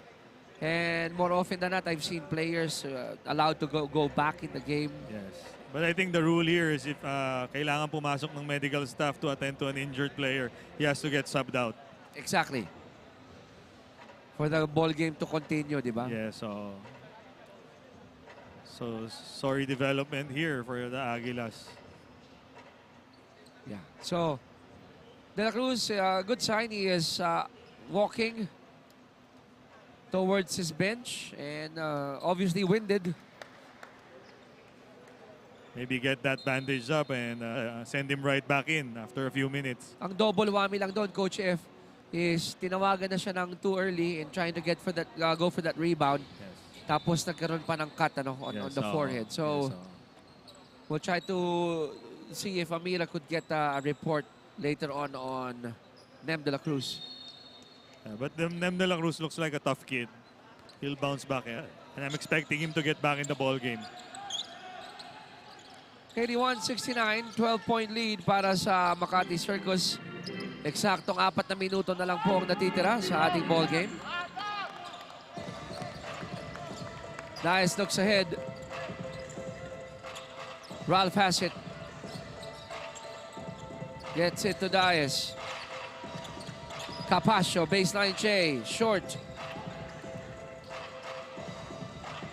Lloren goes straight to the cup and makes it.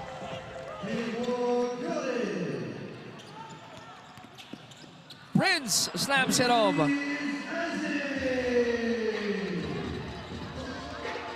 Soft defense being displayed by both teams sa sequence na yun, resulting in easy baskets. 83-71. 3:12 remaining sa ating laro.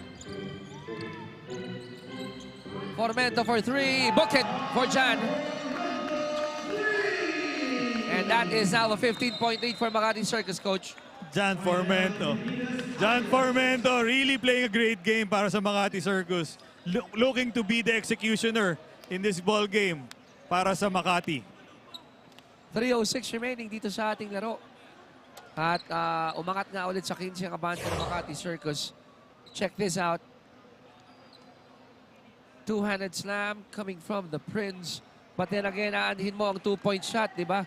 Kung sa kabila, Coach, susuklian ka ng 3. It's not enough na makipagpalitan ka ng shots for Pilipinas Aguilas. They have to be able to shut down the offense of Makati Circus if they want to make headway into this fourth quarter. 15 ang abante ng Makati Circus at meron tayong balita galing dito kay Amira. Amira, what do you have for us? Earlier, we saw a rebound collision with Nem de la Cruz, and there was a deep cut on his left eye that is still bleeding until now. And his eye is also impacted, possibly a popped blood vessel. Pero nung tinanong ko siya, hindi naman daw siya nahihilo, but he is very, very in pain right now. Back to you, Chiki, Coach F. Oh, wow. Okay. So, kaliwang mata pala. Kaliwang mata pala ang tinamaan dito kay Nem de la Cruz. And according to Amira, Coach F, siya ay in pain. Okay, hindi siya, well, hindi nahihilo, pero in pain dahil nga kaliwang mata pa lang tinamaan. That's a sad development para sa chances ng Aguilas for this game.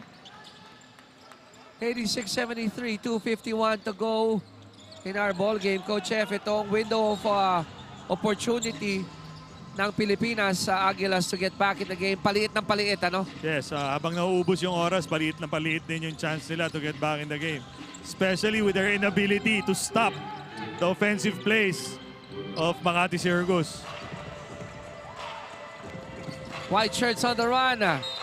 And this is a breath of fresh air here. Elorde hits that layup by bonus free throw. Something that they can build on. Yes, definitely. They could definitely build on. Saka pwede rin makagain ng confidence si Elorde with that play. He's been silent this game. Hopefully he can get this game going with that end one play. Alec Elorde on the line.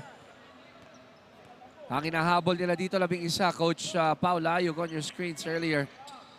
And he buries that bonus free throw, cuts the lead down to 10. The Aguilas have to act now if they want to still win this ball game. I would hear this from coaches, you know, have a good stop. A 3% itself on the other end, hit it. Then it becomes what, a 3-possession game? Yes. Pag-iba-ihim ng hangin. But that foul will not help their cause one bit as it sends Espiritu to the line. And the lefty hits the first of 2 free throws. Brings the lead back up to 11. One more for Espiritu. It's up. And it's also in. So kung ano yung inability ng Pilipinas Aguilas with their free throws, siya namang ability ng Makati Circus in hitting theirs. We are in the twilight zone. And Lloren is having a feast day dun sa mga stroll in the park niya. Oh, that's his third fast break finish for Loren. Capascio challenged by Pableo. It will stay with the white shirts with 9 on the shot clock. Capascio having an unfortunate shooting game for tama ba yung word? Unfortunate para sa offensive game ni Capascio for this game. Unable to hit any kind of open shot. Kasi alam natin yung DNA nito eh. Di ba? Yung shooting prowess niya eh. Yeah.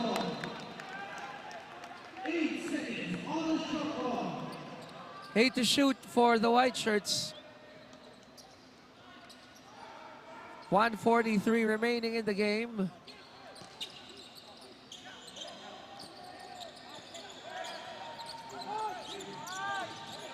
Shot clock down to 3. Tip in, wala pa rin. At siguro isa yun sa mga storya ng Pilipinas Aguilas. They missed a lot of gimmies. Yes, that's true. Pero nakikita mo in that defensive possession for Makati Circus, ang daming nag-help. May nakapenetrate. Another player steps in for the help. They never stop playing defense.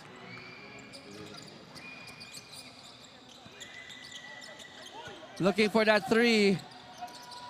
But look at the defense, the choking defense here of Makati Circus. If you're not aware of the score, you'd think that the score is tied. Yes, kita mo in that play. Putya, to 3 black shirts swarming Gabe Capascio in that possession, resulting in that almost, I don't know if they lost possession here or it's a jump ball situation pala. So, possession arrow should go to Makati Circus, if I'm not mistaken. So, correct. So, yeah, swarming defense by Makati Circus on the players of Pilipinas Aguilas, resulting in that turnover. Under a minute left to play. Kung saan iniintay na lang natin dito yung final score, ano, Coach F, dahil it's a victory coming the way of Makati Circus. And if I may say, they are really showing all the other teams how fit of a team they are. Yes, they're showing they're a team to be reckoned with. Dahil, tinan mo naman, no, running up and down, playing defense in spite of a, 17-point lead. Yeah, and the height advantage was enormous para sa Pilipinas Aguilas going into this ball game. But itong Makati Circus, they paid no heed do sa disadvantage na yun. They played big, they played fast, and it shows in the scoreboard right now. Malaking bagay din, Coach F, Mustafa Arafat getting 5 fouls, di ba? With a lot of time left on the game. It changed yung complexion, yung approach ng Pilipinas Aguilas dahil nawalan sila ng ng scorer inside. Definitely, kasi siya rin yung isa sa mga bigs nila who are very mobile and who can keep pace with the speed of the Makati Circus players.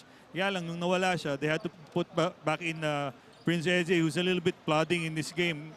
I doubt if he's 100% kasi he's a bit step too slow for with the way I saw him play years ago. Earlier, you saw Nem de la Cruz putting pressure on that forehead, on that left eye, and it seems to be okay. Biggest lead already for Makati Circus at 17. At isa pa ito, no? Ang storya ng Pilipinas Aguilas, the 3-point shot deserting them. Yes, their inability to hit the outside shot of those penetrations talaga really hurt their chances. Kaya it allowed Makati Circus to rely on their zone defense. And that zone defense in turn nullified their height advantage and in the rebounding story. 7 seconds ago, before we find the final outcome, the final score, Pilipinas Aguilas probably try one more attempt here, and they nail it. Elorde hits it. So our final score is 93-79, a 14-point victory here for Makati Circus. And Makati Circus just announced their contention for probably for the championship for this tournament. They're nothing to scoff at. Kahit they're a bunch of relative newcomers. Sabihin na natin, unknowns pagdating at this level of competition. But they've declared their arrival dito sa stage na to with this emphatic victory over the Pilipinas Aguilas. Once again, 93-79, a 14-point victory. Maganda rin naman ang pinakita ng Pilipinas Aguilas. Yun nga lang, it kind of went down pagdating ng second half, diba? Dahil first quarter, they were there. They showed what they can do. Yeah, they definitely started out strong with that 9-point scoring binge. Kaya lang, towards the second quarter and then all throughout the game, they really had a hard time keeping up with the speed of the Makati Circus team. Makati Circus Music Festival winning this one once again, 93-79. And it was not difficult for my partner, Coach F, to choose yung ating pinakamahusay naman lalaro dahil nung slow start nila, siya ang unang nagpuntos and all the way till the end, binitbit niya yung kuponan niya, di ba? Yes, si John Dominic Formento was the steadying factor for Makati Circus the whole game. Started out strong for the team, pero towards the end, siya pa rin yung nagdiin sa Pilipinas Aguilas. And Amira, coach is with him right now. Take it away, Amira. That's right, si John Formento na naman. John, ikaw lang ang holdover. Ikaw ang may pinakamaraming Asiabasket experience sa team ninyo. Paano to nakatulong sa laro mo at laro ng team nyo ngayon? Siguro yung experience ko last play ko nung Philbasket, natulungan ako mag-improve pa para sa panibagong liga na pupuntahan ko. Yung pace lang laro ngayong araw, nasa pabor nyo kontrolado nyo, kalmado kayo. Paano to nakatulong sa inyo? si coach, sabi, kontrolin lang namin yung laro namin. Maging patience lang kami sa opensa namin. Dadating naman yan. Focus kami sa defense namin. John, mga gusto mong batiin? Binabati ko yung Formento family, Vocablo family, Season family, Abacan family, kay Stephanie Abacan, sa mga teammates ko na nagtulong-tulong kami para manalo. Kay Juliana Abacan, advance happy birthday sa'yo. JBBI family, Tahimik, lahat ng mga tropa sa Tahimik. Alright, John, congratulations once again. John Formenta, our player of the game from Makati. Back to you, Chiki, Coach F. Our player of the game brought to you by CORSA Motorcycle Tires. Dominate the streets. And John Formento setting the bar high, Coach F, dito sa ating Asiabasket Dasmariñas. Oh, John Fermento, game-long brilliance para dito sa ating point guard. Uy, maganda to. The Shawarma Shack kontra CORSA Tires. Shawarma Shack, CORSA Tires for our second game. And for sure, dito marami ka rin kwento, no, Coach? Oh, this is going to be a star-studded game. Star-studded na, tas nakakagutom pa ng konti. Dahil may Shawarma Shack dyan di ba? Oo. Mga kapatid, 1 game down, we got 3 to go. Dahil ganyan kami dito sa 2023 CORSA Tires Asia Basket Championship Dasmariñas. Stay with us because we're going to give you more basketball when we come back.